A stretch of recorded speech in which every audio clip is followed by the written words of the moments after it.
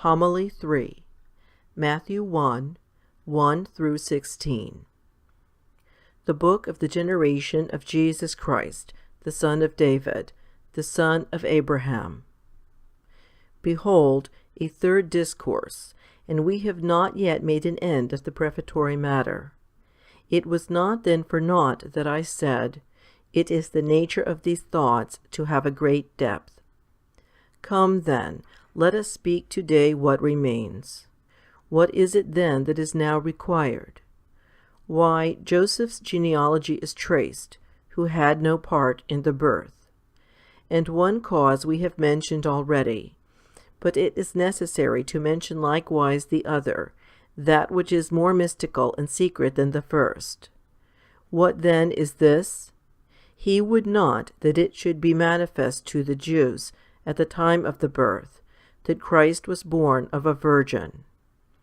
Nay, be not troubled at the strangeness of the saying, for it is no statement of mine, but of our fathers, wonderful and illustrious men. For if he disguised many things from the first, calling himself Son of Man, and hath not everywhere clearly unfolded to us even his equality with the Father, why dost thou wonder at his having for a time disguised this also, taking order as he was for a certain great and marvellous purpose, and would have condemned her for adultery? For if in regard to the other matters, for which they had frequent precedents likewise in the old dispensation, they were quite shameless in their obstinacy, for so, because he had cast out devils, they called him possessed, and because he healed on the Sabbath day, they supposed him to be an adversary of God, and yet oftentimes even before this had the Sabbath been broken. What would they not have said if this had been told them, especially as they had all time before this on their side, and that it never had produced any such thing? For if after so many miracles they still called him son of Joseph, how before the miracles would they have believed that he was born of a virgin? It is then for this reason that both Joseph has his genealogy traced, and the virgin betrothed to him. For if even he, who was both a just and wondrous man, required many things, in order that he should receive that which had come to pass, an angel, and the vision in dreams, and the testimony from the prophets, how could the Jews, being both dull and depraved, and of so unfriendly spirit towards him, have admitted this idea into their minds? For the strangeness and novelty thereof would be sure greatly to disturb them, and the fact that they had never so much as heard of such a thing having happened in the times of their forefathers. For as the man who was once persuaded that he is Son of God, would after that have no cause to doubt concerning this too, so he who was accounting him to be a deceiver and an adversary of God, how could he but have been yet more offended by this, and have been led on unto the opposite notion? For this cause neither do the apostles at the first directly say this, but while of his resurrection they discourse much and often, forasmuch as of this there were examples in the times before, although not such as this. That he was born of a virgin they do not say always, nay, not even his mother herself ventured to utter this. See, for instance, what saith the virgin even to himself, Behold, thy father and I have sought thee.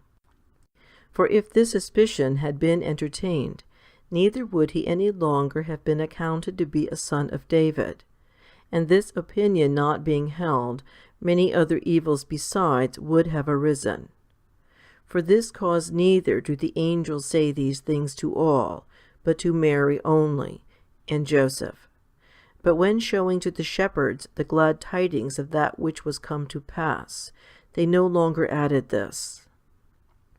But why is it that having mentioned Abraham, and having said that he begat Isaac, and Isaac Jacob, and not having made any mention of his brother, when he is come to Jacob, he remembers both Judah and his brethren. Now there are some that say it was because of the perverseness of Esau, and of the rest that came before. But I should not say this, for if it were so, how is it that he a little after mentions such women? It being out of contraries in this place, that his glory is manifested, not by having great forefathers, but low and of little account.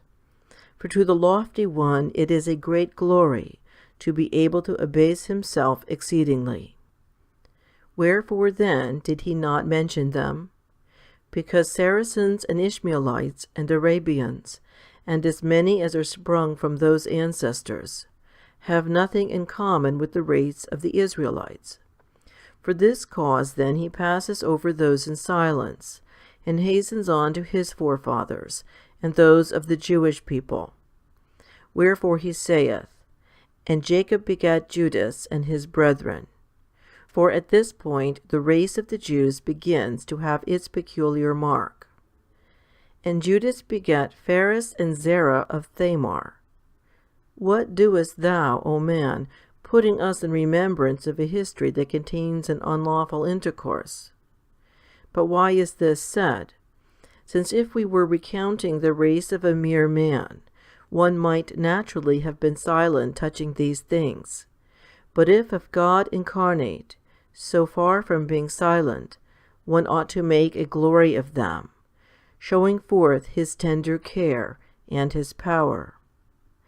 Yea, it was for this cause he came, not to escape our disgraces, but to bear them away. Therefore, as he is the more admired, in that he not only died, but was even crucified, though the thing be opprobrious, yet the more opprobrious, the more doth it show him full of love to man. So likewise may we speak touching his birth. It is not only because he took flesh upon him, and became man, that we justly stand amazed at him, but because he vouchsafed to have also such kinsfolk, being in no respect ashamed of our evils. And this he was proclaiming from the very beginnings of his birth, that he is ashamed of none of those things that belong to us, while he teaches us also hereby, never to hide our face at our forefathers' wickedness, but to seek after one thing alone, even virtue. For such a man, though he have an alien for his ancestor, though he have a mother who is a prostitute, or what you will, can take no hurt thereby. For if the whoremonger himself, being changed, is nothing disgraced by his former life, much more will the wickedness of his ancestry have no power to bring to shame him that is sprung of an harlot or an adulteress, if he be virtuous. But he did these things not only to instruct us, but also to bring down the haughtiness of the Jews. For since they, negligent about virtue in their own souls, were parading the name of Abraham, thinking they had for a plea their forefathers' virtue, he shows from the very beginning that it is not in these things men ought to glory, but in their own good deeds. Besides this, he is establishing another point also, to show that all are under sin, even their forefathers themselves. At least their patriarch and namesake is shown to have committed no small sin, for Thamar stands against him, to accuse his whoredom. And David too had Solomon by the wife whom he corrupted. But if by the great ones the law was not fulfilled, much more by the less. And if it was not fulfilled, all have sinned, and Christ's coming is become necessary. For this cause he made mention also of the 12 patriarchs, by this again bringing down their pride at the noble birth of their fathers. Because many of these also were born of women that were slaves, but nevertheless the difference of the parents did not make a difference in the children. For all were equally both patriarchs and heads of tribes. For this is the precedence of the Church, This the prerogative of the nobility that is among us, taking its type from the beginning, so that whether thou be bond or free, thou hast from thence nothing more nor less. But the question is all about one thing only, namely, the mind, and the disposition of the soul. But besides what we have said, there is another cause also, wherefore he hath mentioned even this history. For to be sure, Zerah's name was not cast at random on that of Phares. For indeed it was irrelevant and superfluous, when he had mentioned Phares, from whom he was to trace Christ's genealogy, to mention Zerah also. Wherefore then did he mention him? When Thamar was on the point of giving birth to them, the pangs having come upon her, Zerah put forth his hand first. Then the midwife, when she saw this, in order that the first should be known, bound his hand with scarlet. But the child, when he was bound, drew in his hand. And when he had drawn it in, Phares came forth first, and then Zerah. The midwife, when she saw this, said, Why was the hedge broken up for thee? Seest thou the dark expression of mysteries? For it was not without purpose that these things were recorded for us, since neither was it worth our study to learn what it might be that the midwife said, nor worth a narrative to know that he who came out second put forth his hand first. What then is the mysterious lesson? First, from the name of the child we learn what is inquired, for Phares is a division and a breach, and moreover from the thing itself which took place. For it was not in the order of nature that, having thrust out his hand, he should draw it in again when bound. These things neither belong to a movement directed by reason, nor did they take place in the way of natural consequence. For after the hand had found its way out, that another child should come forth before was perhaps not unnatural. But that he should draw it back, and give a passage for another, was no longer after the manner of children at the birth, but the grace of God was present with the children, ordering these things, and sketching out for us by them a sort of image of the things that were to come. What then? Some of those who have examined these things accurately say that these children are a type of the two nations. And so in order that thou mightest learn that the polity of the latter people shone forth previously to the origin of the former. The child that hath the hand stretched forth doth not show itself entire, but draws even it in again, and after his brother had glided forth whole, then he too appears entire. And this took place also with regard to the two nations. I mean that after the polity of the church had been manifested in the times of Abraham, and then had been withdrawn in the midst of its course, the Jewish people came, and the legal polity, and then the new people appeared entire with their own laws. Wherefore also the midwife saith, Why was the hedge broken up for thee? Because the law coming in had broken in upon the freedom of the polity. For indeed the Scripture is ever wont to call the law a hedge, as the prophet saith, Thou hast broken down her hedge, so that all they which pass by the way do pluck off her grapes. And, I have set a hedge about it. And Paul, having broken down the middle wall of the hedge. But others say that the saying, Why was the hedge broken up for thee? Was spoken touching the new people, for this at its coming put down the law.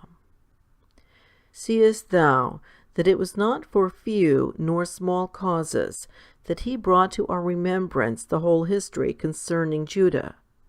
For this end he hath mentioned Ruth also, and Rahab, the one an alien, the other an harlot, that thou mayest learn that he came to do away with all our ills. For he hath come as a physician, not as a judge. Therefore, in like manner as those of old took harlots for wives, Even so God too espoused unto himself the nature which had played the harlot. And this also prophets from the beginning declare to have taken place with respect to the synagogue.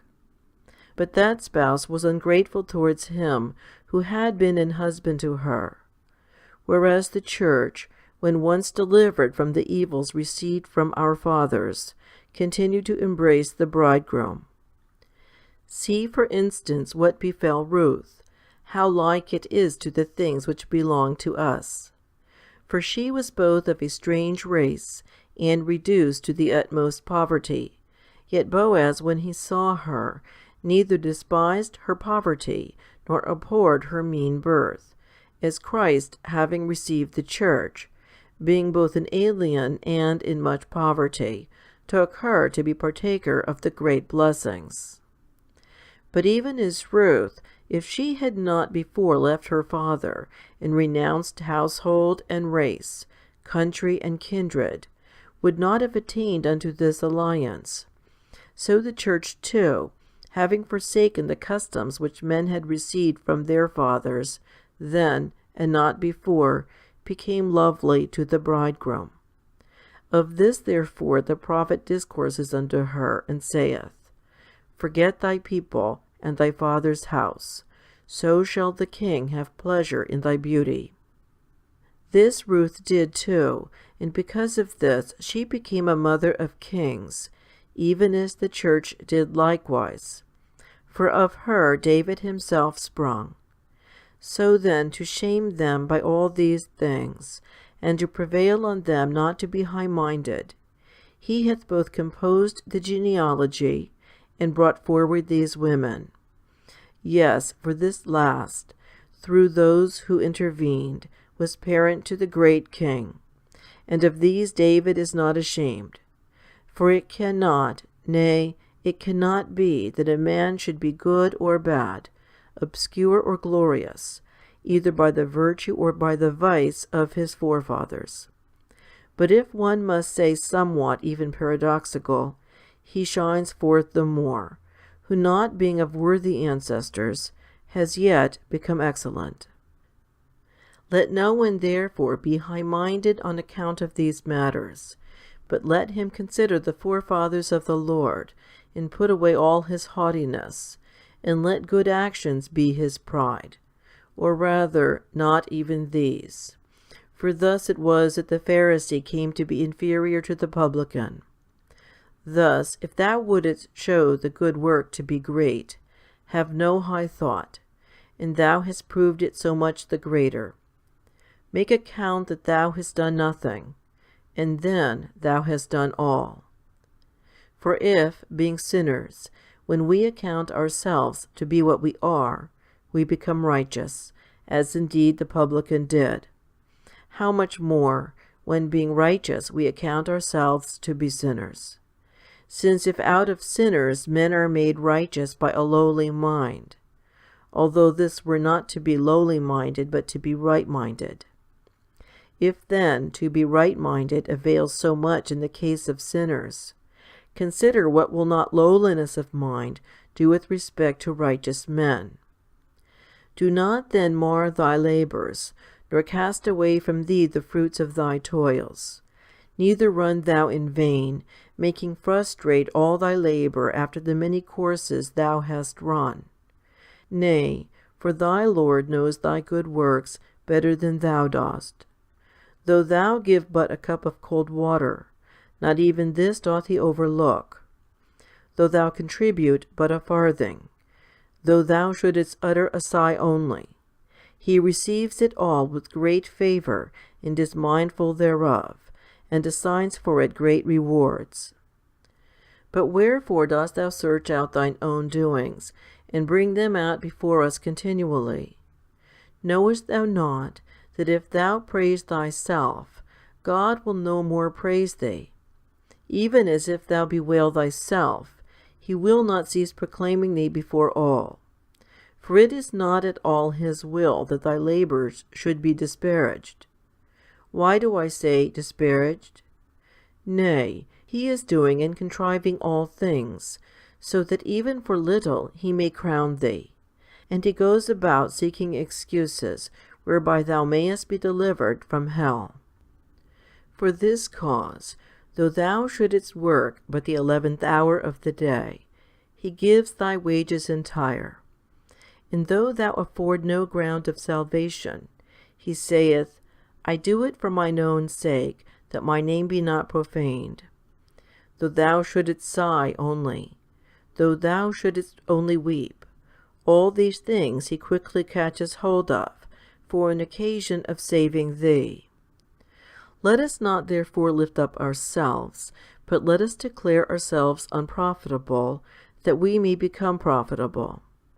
For if thou call thyself approved, thou art become unprofitable, though thou wert approved. But if useless, thou art become profitable, even though thou wert reprobate. Wherefore it is necessary to forget our good actions. Yet how is it possible, one may say, not to know these things with which we are well acquainted? How sayest thou? Offending thy Lord perpetually, thou livest delicately, and laughest, and dost not so much as know that thou hast sinned, but is consigned all to oblivion. And of thy good actions canst thou not put away the memory? And yet fear is a stronger kind of thing. But we do the very contrary. On the one hand, whilst each day we are offending, we do not so much as put it before our mind. On the other, if we give a little money to a poor person, this we are ever revolving. This kind of conduct comes of utter madness, and it is a very great loss to him who so makes his reckoning. For the secure storehouse of good works is to forget our good works. And as with regard to raiment and gold, when we expose them in a marketplace, we attract many ill-meaning persons. But if we put them by at home and hide them, we shall deposit them all in security. Even so with respect to our good deeds. If we are continually keeping them in memory, we provoke the Lord, we arm the enemy, we invite him to steal them away. But if no one know of them, besides him who alone ought to know, they will lie in safety. Be not therefore forever parading them, lest someone should take them away. As was the case with the Pharisee for bearing them about on his lips, whence also the devil caught them away. And yet it was with thanksgiving he made mention of them, and referred the whole to God. But not even did this suffice him. For it is not thanksgiving to revile others, to be vainglorious before many, to exalt oneself against them that have offended.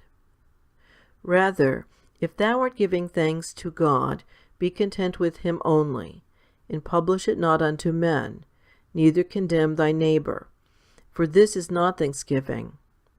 Wouldest thou learn words of thanksgiving? Hearken unto the 3 children, saying, We have sinned, we have transgressed. Thou art righteous, O Lord, in all that thou hast done unto us, because thou hast brought all things upon us by a true judgment. For to confess one's own sins, this is to give thanks with confession unto God, a kind of thing which implies one to be guilty of numberless offences, yet not to have the due penalty exacted. This man most of all is the giver of thanks. Let us beware therefore of saying anything about ourselves, for this renders us both odious with men and abominable to God. For this reason, the greater the good works we do, the less let us say of ourselves, this being the way to reap the greatest glory both with men and with God, or rather, not only glory from God, but a reward, yea, a great recompense. Demand not therefore a reward, that thou mayest receive a reward. Confess thyself to be saved by grace, that he may profess himself a debtor to thee, and not for thy good works only, but also for such rightness of mind. For when we do good works, we have him debtor for our good works only. But when we do not so much as think we have done any good work, then also for this disposition itself, and more for this than for the other things, so that this is equivalent to our good works. For should this be absent, neither will they appear great. For in the same way we too, when we have servants, do then most approve them when, after having performed all their service with good will, they do not think they have done anything great. Wherefore, if thou wouldest make thy good deeds great, do not think them to be great, and then they will be great. It was in this way that the centurion also said, I am not fit that thou shouldest enter under my roof. Because of this he became worthy, and was marvelled at above all Jews. On this wise again Paul saith, I am not meet to be called an apostle. Because of this he became even first of all. So likewise John, I am not meet to loose the latchet of his shoe.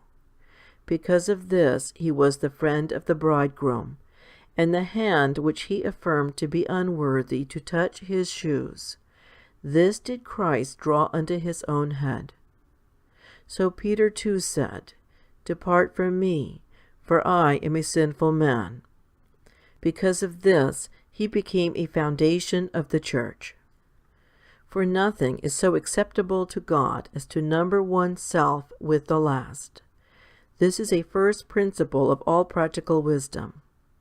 For he that is humbled and bruised in heart will not be vainglorious, will not be wrathful, will not envy his neighbor, will not harbor any other passion. For neither when a hand is bruised, though we strive 10,000 times, shall we be able to lift it up on high. If therefore we were thus to bruise our heart likewise, though it were stirred by 10,000 swelling passions, it could not be lifted up, no, not ever so little. For if a man, by mourning for things pertaining to this life, drives out all the diseases of his soul, much more will he, who mourns for sins, enjoy the blessing of self-restraint. But who, one may say, will be able thus to bruise his own heart? Listen to David, who became illustrious chiefly because of this, and see the contrition of his soul. How after 10,000 good works, when he was on the point of being deprived of country and home and life itself, at the very season of his calamity, seeing a vile and outcast common soldier trample on the turn of his fortunes and revile him, so far from reviling him again, he utterly forbade one of his captains, who was desirous to have slain him, saying, Let him alone, for the Lord hath bidden him. And again, when the priest desired to carry about the ark of God with him, he did not permit it. But what doth he say? Let me set it down in the temple, and if God deliver me from the dangers that are before me, I shall see the beauty thereof. But if he say to me, I have no delight in thee, behold, here I am, let him do to me as seemeth good unto him. And that which was done with regard to Saul again and again, even oftentimes, what excellence of self-restraint doth it not show? Yea, for he even surpassed the old law, and came near to the apostolic injunctions. For this cause he bore with contentedness all that came from the Lord's hands, not contending against what befell him, but aiming at one object alone, namely, in everything to obey and follow the laws set by him. And when, after so many noble deeds on his part, he saw the tyrant, the parricide, the murderer of his own brother, that injurious, that frenzied one, possessing in his stead his own kingdom, not even so was he offended. But if this please God, saith he, that I should be chaste, and wander, and flee, and that he should be in honour, I acquiesce, and accept it, and do thank God for his many afflictions.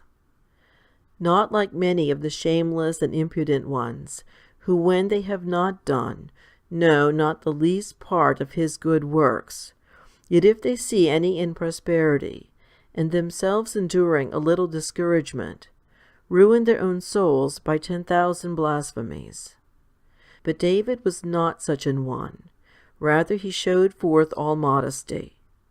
Wherefore also God said, I have found David, the son of Jesse, a man after mine own heart. Such a spirit as this let us to acquire, and whatever we may suffer we shall bear it easily, and before the kingdom we shall reap here the gain accruing from lowliness of mind. Thus learn, saith he, of me, for I am meek and lowly in heart, and ye shall find rest unto your souls. Therefore, in order that we may enjoy rest both here and hereafter, let us with great diligence implant in our souls the mother of all things that are good, I mean humility. For thus we shall be enabled both to pass over the sea of this life without waves, and to end our voyage in that calm harbour. By the grace and love towards man of our Lord Jesus Christ, to whom be glory and might for ever and ever. Amen. End of Homily 3.